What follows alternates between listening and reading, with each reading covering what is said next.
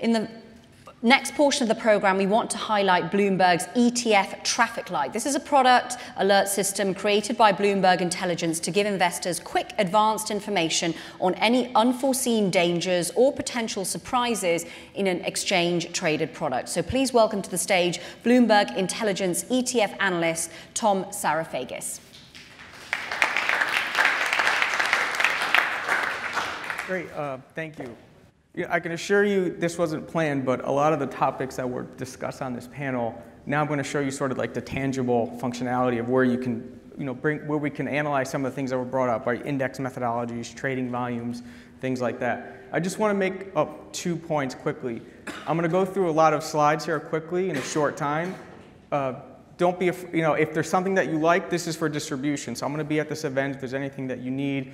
If you want this deck, if you want to talk more about ETFs, I'm going to be here. The other component is that most of this work that we've built out at BI, or Bloomberg Intelligence, has been in the US. So obviously as the market here in Europe evolves and the data is getting more transparent, we're also evolving, and focusing more of our research on the European market. So a lot of the things that you'll see here have been built out in the US that we're really hoping to map over to the European market. So for those of you who aren't familiar with Bloomberg Intelligence, we are the research arm of Bloomberg. We have a lot of different functionalities for ETFs in general at Bloomberg, but we have one group that just focuses on analyzing ETFs, writing content, building out interactive dashboards. So BI has a number of sector analysts, macro strategists, or whatnot. We have a team that exclusively focuses on ETFs. So I'll show you where you can access some of our research, some of our functionalities. Actually, this is a one-off chart, but it was interesting that you keep talking about these numbers about the growth of the European market, and this was back in 2015. They were saying that the euro market would be 1.6 trillion by 2021. We start 3 years off, and we're just about at $1 trillion now. So I think a lot of the growth rates, they're growing a lot faster than I think some of these initial surveys had really thought. But where you could find all of our interactive research. So BI, it's very simple, BI ETF on the terminal. There are really 2 key components. Over kind of in the middle of the slide where it's highlighted green, most recent, this is where myself and my colleagues will write any research that we find interesting on the industry. So flows data, or we'll dig deeper into some index methodologies. We'll just look at anything that we think is relevant, whether it's timely or something a little bit more methodical. We'll publish our research there. The other really useful component is over on the left under the data library. So here you'll find a few functionalities. One, like the league tables. So you'll look at all the sponsors, how they rank, their flows. Fund flows there too, but also it can get very granular with the data. So you can look at flows at the issuer level. Then you can look at flows at the product level. But then we can get into more granularity on the asset class. So if you're interested in fixed income ETFs, we can look at flows across different credit qualities, right? Or flows against different parts of the curve. All the asset classes are built out in the US. We also have a separate tab for smart beta in the US. That's obviously whether or not the term is, I think the term is still up for debate, but it's a lot of these factor strategies, there's big demand in the US, so we built out interactive dashboards looking at, factor-based ETFs too. There are 2 new things that we added that I think they're really great and that we've gotten some really great feedback on. One is active passive flows. Quite often when flows are quoted in ETFs, it's only looked at within the ETF ecosystem itself. But with a lot of these new products coming out, a lot of non-market cap, non-just cheap beta products, a lot of them are looked at as either alternatives to an active fund or a complement to an active fund. So we built out this dashboard in the US that also looks at active and passive flows, so pulling in mutual fund flows too, because that's an issue that comes up constantly, whether it's a cost debate or the strategies themselves are looked at active replacements. We've built out this functionality now. You can pull up active equity and active fixed income fund flows and plot that against ETFs. Not to say that we've completely ignored Europe. We do have a European smart beta tab, just given a lot of the growth and the focus on smart beta. We do have a tab built out on Euro-listed smart beta ETFs. Again, by categories that sometimes it's difficult to categorize everything because the strategies are getting so jumbled. But one thing that was brought up here, ESG. So we have a separate tab on ESG funds that we'll categorize, and some of the more popular smart beta strategies like momentum, like low vol, like value.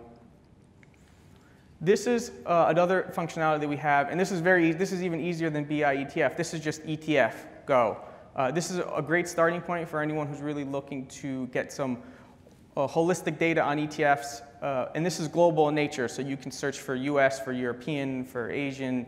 So this ETF Go is where a good starting point. Up on the top in the amber colored search tab, you can put in something like Western Europe, which will pull in all the Western European exchanges, pulls in all the data. Here you can look at assets at the fund level, at the share class level, and then there are multiple tabs across the top. Again, I know I'm going a little fast, but there's much granularity that you can get through across the tabs, performance flows, regulatory structure, where they're domiciled, all that can be pulled right here from ETF Go.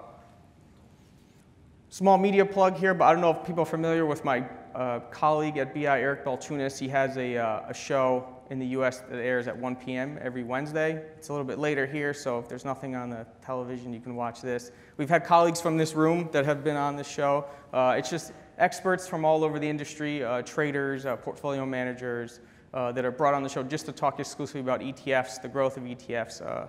So check it out if you haven't already.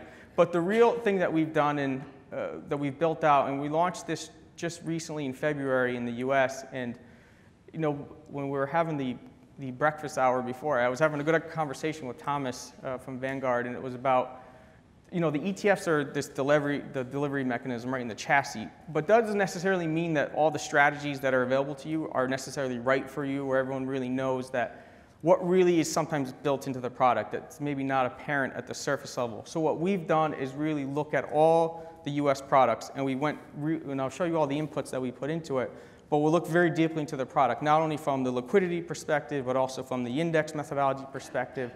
We built this composite score to really kind of rank ETFs from a green light being something that's, and I'll show you some examples, something would be like your fully replicated S&P 500 ETF to some very esoteric triple levered volatility products. We've really plotted those out on a spectrum so someone can easily pull in any ETF and kind of see how we rank it, or see if there's any types of infractions or any types of issues that we potentially see that might, that should alert somebody. So again, education, and the gentleman from Jane Street had brought it up, that the task is really on everyone, not only from the index providers and the issuers and the market makers, but also from the data providers like Bloomberg and teams like that. The burden is on everyone to constantly keep educating. This was a survey done on European clients from ETF Trends and Brown Brothers, saying still 60% think that there's still more education needed. And I think this is not anything that's a surprise to anyone. I think there's still a big education curve, and sometimes we even see it in the US too. It's that you get a wide spectrum of investors. You get some that are very sophisticated and really know the market. Then you go into other events where these are investment professionals, and there's still sometimes a big gap in between education. So really, we've done a good job at BI and really kind of building out the tools to help move that education forward. So really how this works is we have 11 factors that go into this score. And depending on the severity of the infraction, you're given a point. And the more points you get, the more riskier the ETF is. Again, this is operational list, so I'll show you some of the inputs. But really, we broke it down into three color categories: green, yellow, and red. Red, again, being the one that might have the more potential risks or some significant surprises that you might not be aware of, because we've dug into all these ETFs very deeply. So to give you an idea of some of the inputs that we put into this methodology, one is like at the index level, we'll look through the methodology, seeing if there's, how the components weighted, for example. Also from just the structure itself, in the US we have ETNs, in Europe there's synthetic products. We'll look at, is there potentially any counterparty or credit risk in the product itself? Consolidated tape is something we have in the US, so we're lucky. So, we have a much clearer picture of trading volumes. That's another input that goes into our rating system. We also look at the primary market. I know they mentioned up here bank loan ETFs or high yield ETFs. We'll look at if any of these primary markets, if there could potentially be any issues, if there is a sell-off, or if there's a run to the exits. Are there there's some ETFs that maybe have potentially primary liquidity issues. We also look at leverage. Now I'll show you a real example of some VIX products, but there are products that use leverage. There are some that use futures contracts that have roll cost. We look through all the spectrum of products to really identify these types of risks that someone might not be aware of. Also, hidden fees, right? Some ETFs involve shorting, some do hedging. Again, we'll look through that and we'll put it into our input system. Just to kind of give you an example, and these are real rankings, how something would rank. So VOO, right, the Vanguard S&P ETF would be your really green zero on the left side of the spectrum. In the middle would be things like JNK, right, which is a high yield product. And over on the right is where we actually list the infraction, like where there's could be a potential issue. So something like JNK, the primary market. Some ETFs, depending which one you buy in the U.S., there could be tax issues, or your tax situation could be different. We'll flag those. Futures-based products like USO, there's roll costs. And to give you like an example, like one of the more riskier ones would be TIVX, right, which is a levered VIX product. This is kind of give you a spectrum of where products would plot across the entire like traffic light spectrum. This was a product that was kind of mentioned up here. XIV was a ticker in the US. I don't know how many people are familiar with it, but in February, VIX futures spiked over 100%, and when you're inverse, that could be problematic. This product was subsequently closed, but it lost about 95% of its value in one day. I'm going to show you how this is some of the different volatility ETPs and how they would have ranked. It's always easier in hindsight, but this is how it would have ranked, before this issue. But XIV, which is the third from the bottom, again has 7 infractions. Discount premium, tracking issues, leverage, all that. These are all VIX products. You can see all of them are flagged red in the system. This sort of gives you just a breakdown of how the ETPs rank in the U.S. With the green being 0, 1, and then the yellow ones in the middle and the one. So this is kind of just give you holistically how products would plot through our system. How someone could access it on the terminal, on the BI ETF page, over again on the bottom left on data library, this would pop up. So you can pull the tickers, the fund name, the color, the number of infractions, and what the infractions are. And again, you can sort through it. So you can sort by infraction, you can sort by a specific issuer if you're interested.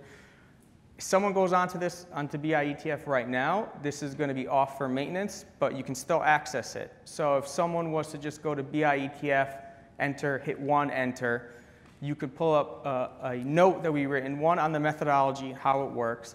2 is on the full, the methodology document. So you can actually see all the inputs and how we measure every single input, what data we're looking at, how it's calculated. And then 3, there's actually a spreadsheet that you can pull that has all the ETFs. Every time we're constantly updating it, whether new products are closing, new products are coming to the market, some are switching indexes. There's all these kind of one-offs that we go through. We scrub the data, we fix it, we upload it. Again, if anyone wants to know more information, I know I went a little quickly through this. I'll be here at this event. I can show you where you can access it, or I can send it to you. But thank you for your time.